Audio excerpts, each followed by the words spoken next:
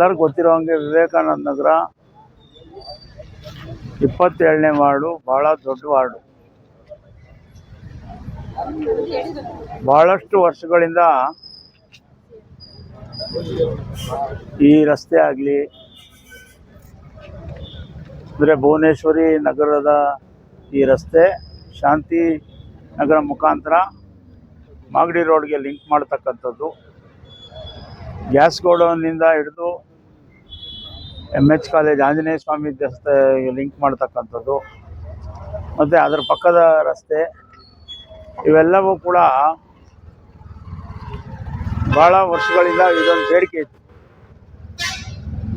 ನಮ್ಮ ಪವಿತ್ರ ಲಕ್ಷ್ಮೀಕಾಂತ್ ಅವರು ಸತತವಾಗಿ ನಮ್ಮ ಹಿಂದೆ ಬಿದ್ದು ಈ ಭಾಗದ ಜನರ ಬವಣೆ ಬಗ್ಗೆ ಅನೇಕ ಸಾರಿ ಗಮನ ಸೆಳೆದಿದ್ದಾರೆ. ಆದರೂ ಕೂಡ ನಾವು ಹಣಕಾಸಿನ ಕೊರತೆಯಿಂದಾಗಿ ಕೆಲಸ ತಗೊಳ್ಳೋಕ್ಕಾಗಿಲ್ಲ.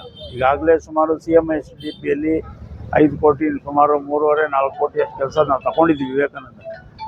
ಆದರೆ ವಿವೇಕಾನಂದ ನಗರಕ್ಕೆ ಇನ್ನೂ 100 ಕೋಟಿ ಹಾಕಿದ್ರೂ ಸಾಲಲ್ಲ, ಯಾಕಂದರೆ ಅಷ್ಟು ದೊಡ್ಡ ಏರಿಯಾ.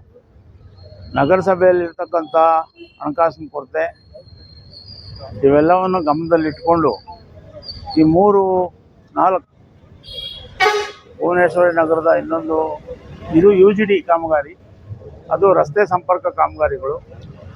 ಇದು ಭಾಳ ಅತ್ಯವಶ್ಯಕ ಅಂತ ಪರಿಗಣಿಸಿ ನಾವು ಈ ಒಂದು ಕೆಲಸವನ್ನು ಇವತ್ತು ಗುದ್ದಲಿ ಪೂಜೆ ಪ್ರಾರಂಭ ಮಾಡಿದ್ದೇವೆ. ರಾಮನಗರ ನಗರಸಭೆ ಎಲ್ಲ ನಾಗರಿಕರಿಗೂ ಕೂಡ ಮೂಲಭೂತ ಸೌಕರ್ಯ ಒದಗಿಸೋದಕ್ಕೆ ಕಟಿಬದ್ಧವಾಗಿದೆ. ಹಂತ ಹಂತವಾಗಿ ಆದ್ಯತೆ ಮೇರೆಗೆ ನಾವು ಒಂದಾದ್ಮೇಲೆ ಒಂದು ಕೆಲಸವನ್ನು ಕೈಗೆತ್ತಿಕೊಳ್ತಾ ಇದ್ದೀವಿ. ಭಗವಂತ ಒಳ್ಳೇದು ಮಾಡಿದ್ರೆ ನಮ್ಮವರೇ ಮುಖ್ಯಮಂತ್ರಿಗಳಿದ್ದಾರೆ, ನಮ್ಮ ಜಿಲ್ಲೆಯವರೇ ಮುಖ್ಯಮಂತ್ರಿಗಳಿದ್ದಾರೆ. ಅವ್ರಿಗೂ ಕೂಡ ನಾವು ನಮಗೆ ಸಾಕಷ್ಟು ಅನುದಾನ ಬೇಕು ಅಂತೇಳಿ ಮನವಿಯನ್ನು ಕೂಡ ಮಾಡಿದ್ದೇವೆ. ಈ ಭಾಗದ ಜನರ ಬವಣೆಯನ್ನು ಅರಿತು ಅನುದಾನ ಕೊಡ್ತಾರೆ ಅನ್ನೋ ಅಪಾರ ನಿರೀಕ್ಷೆ ನಮಗೆ ರಾಮನಗರ ಪಟ್ಟಣದ ವಾಸಿಗಳಿಗೆಲ್ಲರಿಗೂ ಇದೆ. ಹಾಗಾಗಿ ಹಂತ ಹಂತವಾಗಿ ನಾವು ಎಲ್ಲ ನಾಗರಿಕರಿಗೆ ಮೂಲಭೂತ ಸೌಕರ್ಯ ಒದಗಿಸೋದಕ್ಕೆ ರಾಮನಗರ ನಗರಸಭೆ ಕಟಿಬದ್ಧವಾಗಿದೆ ಅಂತ ಈ ಸಂದರ್ಭದಲ್ಲಿ ಹೇಳಲಿಕ್ಕೆ ಬಯಸ್ತೀನಿ. ನಾವೀಗಾಗಲೇ ಇಂಜಿನಿಯರ್ಸ್ಗೂ ಕೂಡ ಒಳ್ಳೆ ಗುಣಮಟ್ಟದ ಕಾಮಗಾರಿ ಮಾಡಬೇಕು ಅಂತೇಳಿ ಸೂಚನೆ ಕೊಟ್ಟಿದ್ದೇವೆ. ವಿವೇಕಾನಂದ ನಗರ ಒಂಥರ ಹಡಗಲ್ಲ, ಸಮುದ್ರ ಇದ್ದಂಗೆ. ಒಂದು ರೋಡ್ ಎತ್ಕೊಂಡ್ರೆ ಈಗ 25% 30% ಕೆಲಸ ಮಾಡಿದ್ರು ಇನ್ನೂ 70% ಬಾಕಿ ಇರ್ತದೆ. ಆದರೆ ದುರದೃಷ್ಟವಶಾತ್ ಈ ಭಾಗದಲ್ಲಿ ಮನೆಗಳು ಮಾಡಿರ್ತಕ್ಕಂಥವ್ರು ಎಲ್ಲರೂ ಕೂಡ ಅಪ್ರೂವ್ಡ್ ಲೇಔಟ್ಗಳು ಮಾಡಿರೋರು 25%. ಆದರೆ ಮನೆಗಳು ಕಟ್ಕೊಂಡ್ಬಿಟ್ಟಿದ್ದಾರೆ, ದುಡ್ಡು ಸೈಟ್ ಬೆಲೆನೂ ಜಾಸ್ತಿ ಇದೆ, ಆದರೆ ರೋಡ್ಗಳಿಲ್ಲ, UGD ಇಲ್ಲ, ಮೂಲಭೂತ ಸೌಕರ್ಯಗಳು ಕೊರತೆ ಇದೆ.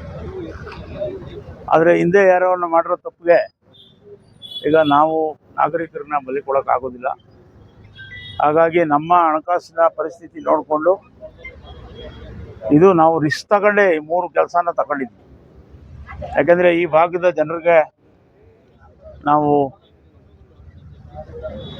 ಆದಷ್ಟು ಮೂಲಭೂತ ಸೌಕರ್ಯ ಒದಗಿಸ್ಬೇಕು ಅಂತೇಳಿ ನಮ್ಮ ಪವಿತ್ರ, ನಮ್ಮ ಪತಿ ಇವರೆಲ್ಲರೂ ಏನು ಸತತವಾಗಿ ಒಂದು 100 ಸಾರಿ ಹೇಳಿರ್ಬೋದು ನನ್ನ ಹತ್ರ. ಹಾಗಾಗಿ ಇವತ್ತು ಕಾಲ ಕೂಡ ಬಂದಿದೆ ಈ ಕೆಲಸಗಳನ್ನು ಕೈಗೆತ್ತಿಕೊಂಡು ಇನ್ನು ಮಿಕ್ಕಿದ ಕೆಲಸಗಳು ಕೂಡ ಆದ್ಯತೆ ಮೇರೆಗೆ ಕೈಗೆತ್ತಿಕೊಳ್ತೀವಿ ಅಂತೇಳಿ ಈ ಸಂದರ್ಭದಲ್ಲಿ ಹೇಳಿ ಎಲ್ಲರಿಗೂ ಒಳ್ಳೆಯದಾಗಲಿ ಅಂತ ಆಶಿಸ್ತಾ ನನ್ನ ಮಾತು ಮುಗಿಸ್ತೀನಿ.